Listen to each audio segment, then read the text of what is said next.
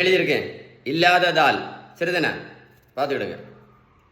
இன்னைக்கு உடல் உழைப்பு இல்லாதனால தான் நிறைய பேர் சுகருக்கு மாத்திரை, ப்ரெஷருக்கு மாத்திரை, கொலஸ்ட்ராலுக்கு மாத்திரை, இன்சுலின் ஊசி போட்டுட்டு இருக்காங்க அப்படின்னு நம்ம எல்லாம் பேசுகிறோம். கரெக்டு தானே? உடல் உழைப்பு இல்லாதனால தான் இதெல்லாம் மாத்திரை போட்டுட்ருக்கோம் அப்படின்னு. நான் ஒரு கேள்வி கேட்குறேன், பதில் சொல்லுங்கள். சரியா? ஒரு விவசாயி காலையில் 7 மணிலேருந்து சாயங்காலம் 4 மணி வரைக்கும் வெயிலில் எவ்வளோ கஷ்டப்பட்டு உழைப்பாங்க, அப்படி தானே? எவ்வளோ விவசாயி சுகருக்கு மாத்திரை போட்டுட்ருக்காங்க, ப்ரெஷருக்கு மாத்திரை போட்டுட்ருக்காங்க, கொலஸ்ட்ராலுக்கு மாத்திரை போட்டுட்ருக்காங்க, இன்சுலின் ஊசி போட்டுட்ருக்காங்க. உடல் உழைப்பே இல்லையா இவங்களுக்கு? அப்போ காலையிலேருந்து சாயங்காலம் எவ்வளோ உழைப்பு? கரெக்டாக இல்லையா? நல்லா கேட்டுடுங்க. மருத்துவத்துள்ள ஸ்டாண்டர்ட் புத்தகம் ஹாரிசன். இந்த புத்தகம் என்ன சொல்ல தெரியுமா?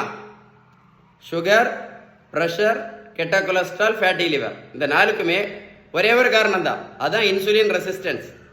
இந்த இன்சுலின் ரெசிஸ்டன்ஸை சரி பண்ணணும்னா அந்த புத்தகம் சொல்லக்கூடிய கரெக்ட் ட்ரீட்மெண்ட் பேலன்ஸ் டயட் மட்டும்தான். அப்புறம் உடல் உழைப்பு, அப்புறம் நல்ல தூக்கம். புரிஞ்சிருக்கும்னு நினைக்கிறேன். வீடியோ ஒர்க்கோட போட்டு கேளுங்க, கரெக்டாக புரியும் உங்களுக்கு.